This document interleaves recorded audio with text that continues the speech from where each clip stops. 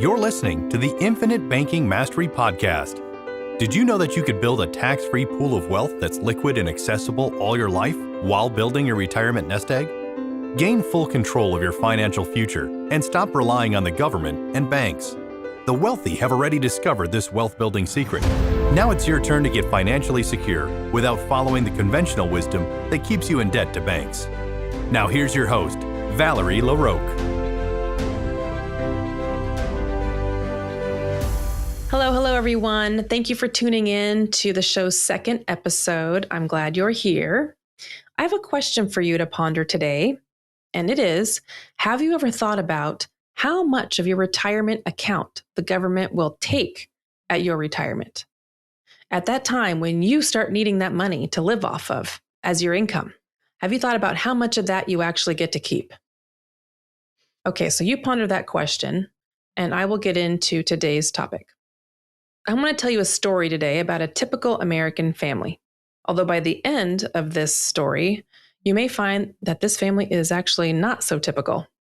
So let's review their financial situation.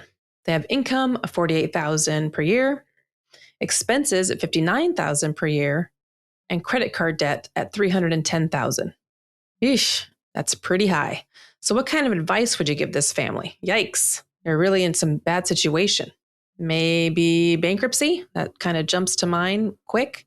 How are you going to get out of this debt? You got to get rid of that $310,000. You're upside down. You keep increasing it. Who's going to keep giving you any more debt to even keep doing that? You need to get out of that debt, claim bankruptcy. But what if that wasn't an option for this family? How about cutting expenses? That seems like a no-brainer. They definitely have to cut expenses. How can you continue to spend $11,000 a year more than you make? But what would this do to the family? They have expenses. They have, mortgage and buy food. They have children and maybe diapers and gas and utilities, all the regular expenses, they want to save too. I mean, what would this do to this family? Obviously, they're not able to cut expenses. They haven't done it yet. They're struggling. How about increase income? Yes, that's some advice I would give. You are going to need to increase your income, whether that's a new job or whether that's getting a second job or a third job. You're definitely going to need to increase your income to be more than the expenses you are currently spending. Can you imagine? Would you let this family handle your money? No, definitely not. I'm sure everybody's shaking their head right now. No way. So let's review this situation one more time. The income for this family is $48,000 per year. Expenses are $59,000. And the credit card debt is at $310,000. It just sounds just crazy. Now let's just add a whole bunch of zeros and see what that looks like now. Income at $4.8 trillion, expenses at $5.9 trillion, and debt at $31 trillion. Now what family am I talking about? You guessed it, Uncle Sam. Now, if you want to see these numbers yourself, you can go to usdebtclock.org and watch those numbers as they increase rapidly in real time. Something fun to do. And this isn't even the whole story. We actually have unfunded liabilities of over $173 trillion, primarily due to Social Security, Medicare, and Medicaid. Now, of course, most people have heard of the amount of the deficit. They know about it. They're probably desensitized to it's just so big. They're desensitized to the size of it. So let's try to compare it to something that we can kind of wrap our minds around a little bit. Like, how long would it take to count to 1 trillion? Let's just focus on that.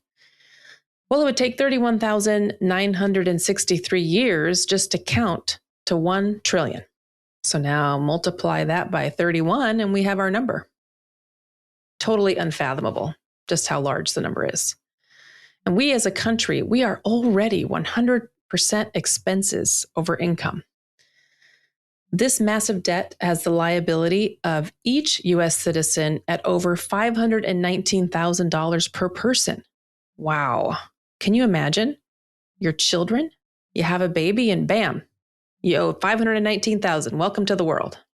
Maybe some of you have heard of this author I'm about to talk about. His name is David McKnight. He wrote the book Power of Zero, How to Get to a 0% Tax Bracket and Transform Your Retirement. Great book. I heard him speak in a presentation, or maybe it was in the Power of Zero documentary that he created, where he said in the next 75 years, Medicare alone will take up to 100% of the federal budget. And 40 years out from now, the interest on the national debt is on track to take up to 100% of our revenue. Yikes. And this was all stated before all the additional government spending that took place due to the pandemic and the Ukraine war. Clearly, our government is not good at decreasing expenses. So what is their other option again?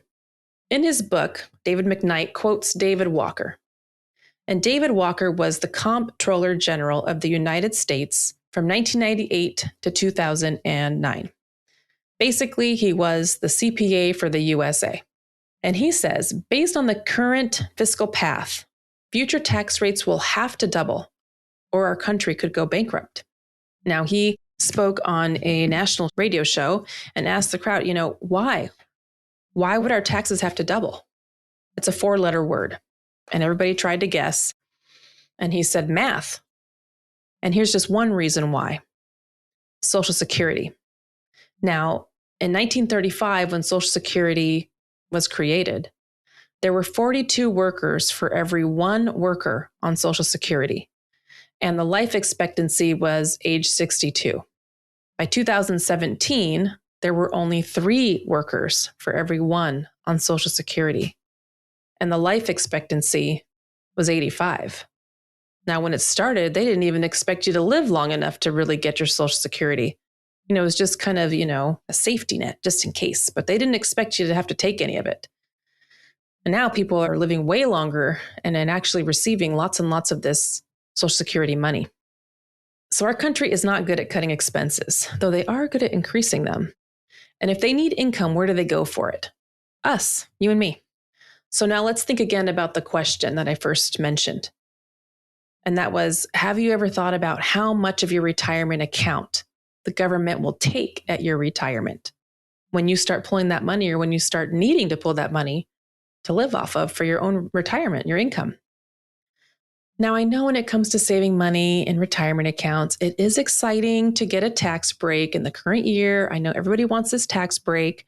When you contribute to these accounts, you get paid reduced taxes. It's just that what you're basically doing is saving up those taxes for a time in the future when your tax rate is unknown. And that's called tax rate risk. Sounds risky to me, that's for sure. Now, if we go back to the book that I was quoting earlier, Power of Zero, and look in the forward section, I'm just going to read it right out of the book because it's good. And this section was written by retirement expert Ed Slott, who is a well-known CPA. And he says, those who saved the most diligently will soon realize that a substantial chunk of those tax-deferred retirement savings are sitting ducks for a revenue-hungry Uncle Sam. In fact, as your 401k or IRA funds grow, so does the government's share, since it is a partner on your savings.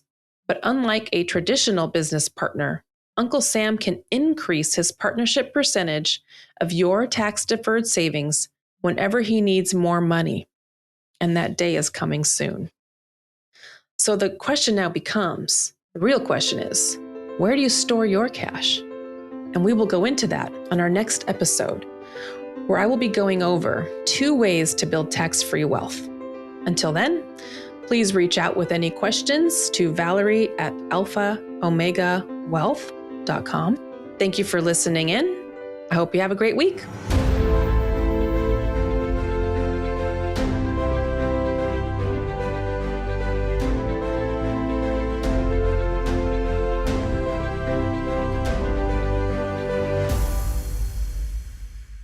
This is thepodcastfactory.com.